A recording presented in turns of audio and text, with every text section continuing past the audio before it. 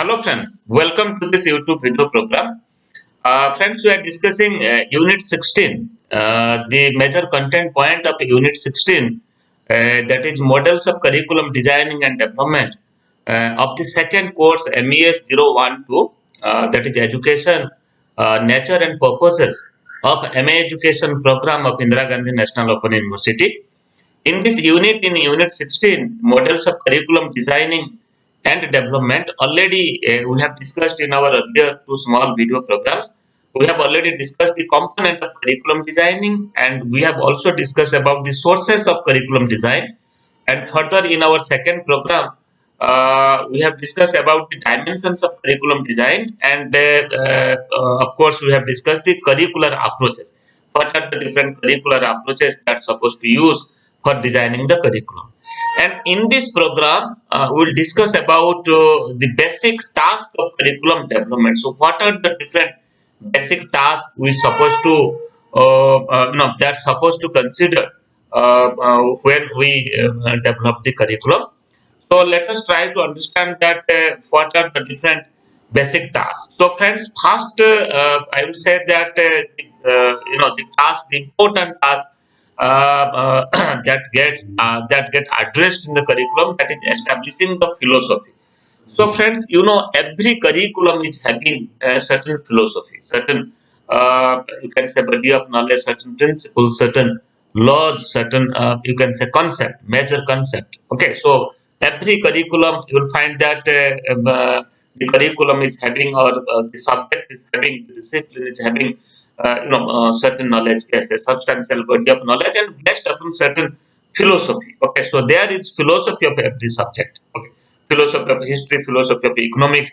So that's why when we design the curriculum, you will find that the curriculum is also based upon certain philosophy.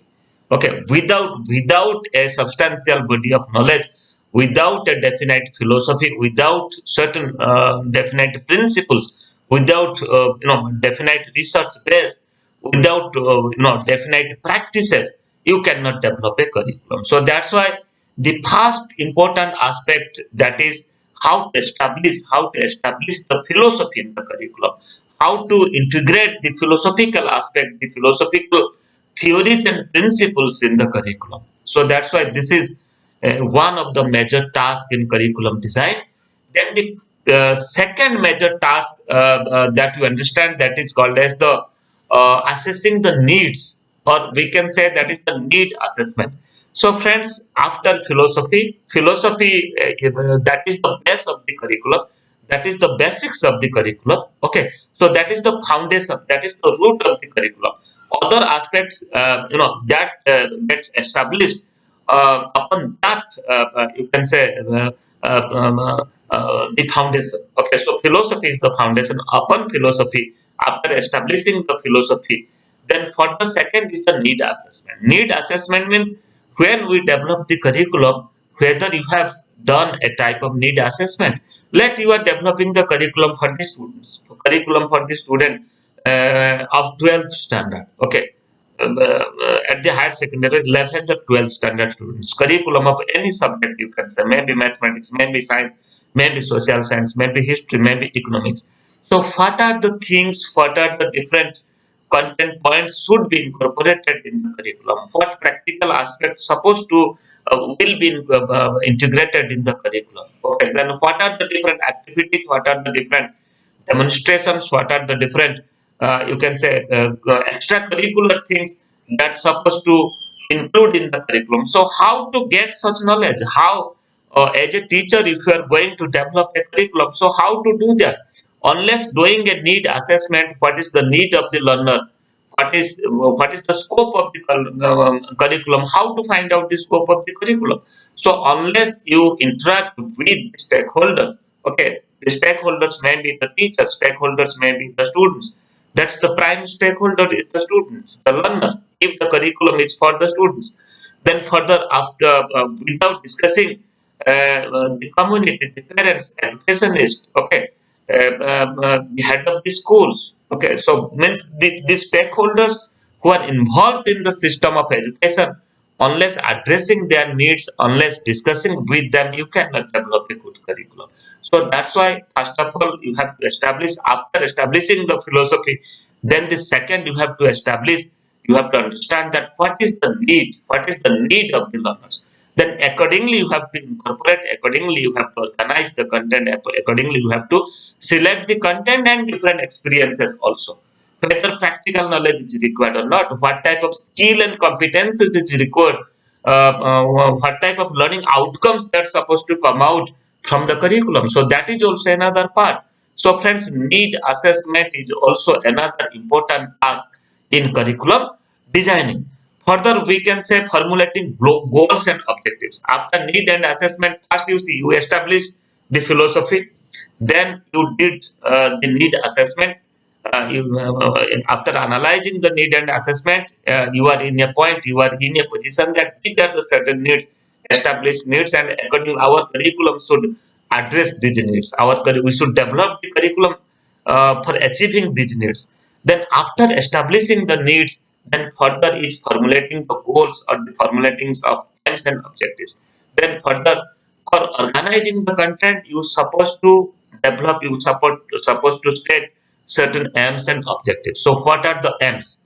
What are the objectives that's supposed to achieve by the learners? So accordingly, the aims, accordingly the objectives, you will find that the content will be incorporated. So you see, synchronize how you are synchronizing the things. Philosophy of the curriculum, then second, need of the learner, need assessment you have already done, and the third is you have already translated, you have already stated, you have already you can say fix up the objectives. What objectives, what aims you are going to address, by developing the curriculum, by transacting that curriculum. So that is also another important task in curriculum design.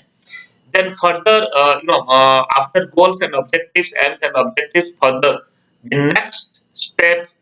This is a step by step approach, you can say. Then further we can say selecting the content. So you have to now select the content as part of the objective. So objective is in our mind, and earlier in considering the need of the learners and in considering the broader aspect of the philosophy, broader aspect of the philosophy of the curriculum, then you have to select the content. What content is supposed to be selected, okay, and what content, what for addressing that content, uh, what are the sub content points should be there, okay, so that's supposed to be included in the curriculum. Then further, after selection of the content, then we'll come to organize the content.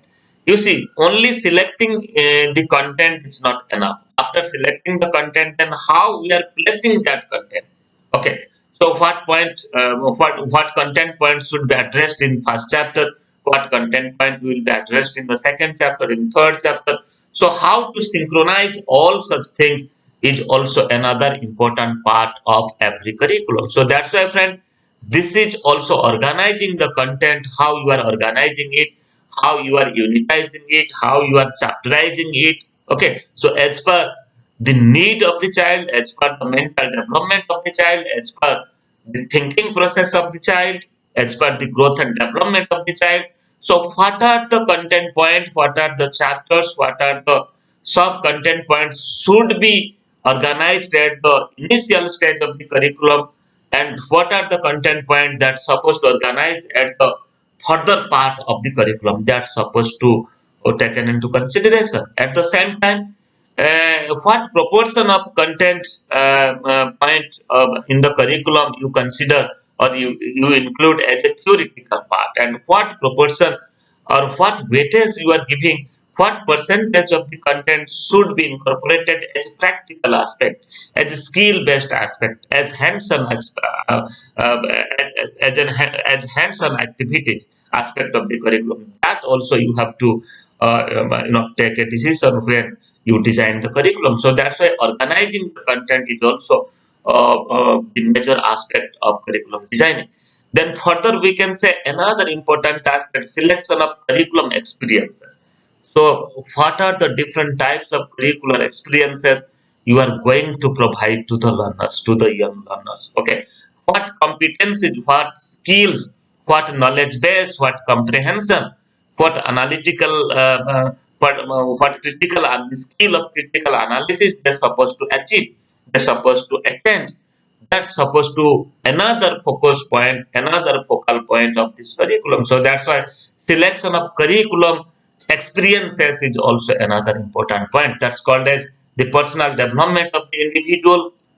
You can say that this is also such experience that's supposed to address in the curriculum, that how the learners, what learning experiences they will get for their personal development, then what learning experiences they will get for the development of skills and competencies, what learning experiences they will get for social competencies also, okay, for job competencies also, how they can engage themselves in world of work. So that is also another important aspect.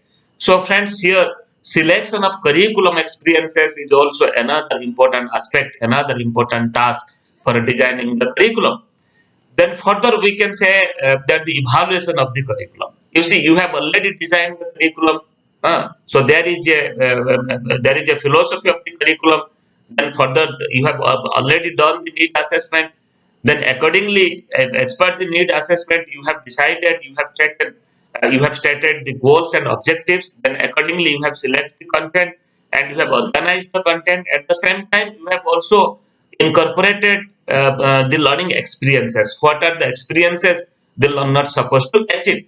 Then after that, further you have to decide that how to do the evaluation of the curriculum. Okay, so the curriculum you have developed. Then after developing the curriculum, you supposed to evaluate that curriculum whether the objectives that you have stated, the ends that you have stated, the goal you have stated, the purpose that you have stated earlier, whether you have achieved that purpose or not. How the curriculum, that working at the field, how the students are using that curriculum, whether really they are getting benefited or not. So that's why these are the certain important things, means you have to evaluate that curriculum. So friends, curriculum evaluation is also one of the important aspect in curriculum designing, is one of the important tasks. You see, after after implementation of curriculum, let after a couple of years, after 2 years, 3 years, or after 5 years, you'll find that the curriculum that got reviewed by the educationist, by the experts, means how that curriculum is fulfilling the need of the learners, because already you have done the need assessment. So if you have developed the curriculum as per the need assessment, whether that needs are getting fulfilled by the learners or not, whether those needs are getting satisfied by the learners or not. So this is also another important aspect. So that's why evaluation of the curriculum is also another important aspect, another important task for designing the curriculum. Evaluation of curriculum that can be done by addressing, by including the stakeholders of the curriculum, by including the teachers, by including the students, by including the community members, including the educationists, including the experts, including the government. Okay, so whether that curriculum is fulfilling the need of all the stakeholders or not, whether that curriculum is providing the competencies, the skills, the knowledge base, the understanding, okay, whether the curriculum is working for achieving the scope or not. So such things can be done after implementing the curriculum, after few years of implementing the curriculum. So friends, in this program, we discussed about the important task that's supposed to address in the curriculum, and also we have discussed about that is the basic task of curriculum development. This is one of the very pertinent thing that as a teacher, as a master students of education, you supposed to understand. So friends, we have completed unit 16 by discussing in three small video programs, YouTube video programs, and in our next program, we will discuss the last unit of MES-012 course, that is Unit 17. So in our next program, we will discuss Unit 17 of the course MES-012 Education, Nature and Purposes of MA Education Program of Indira Gandhi National Open University. Thank you.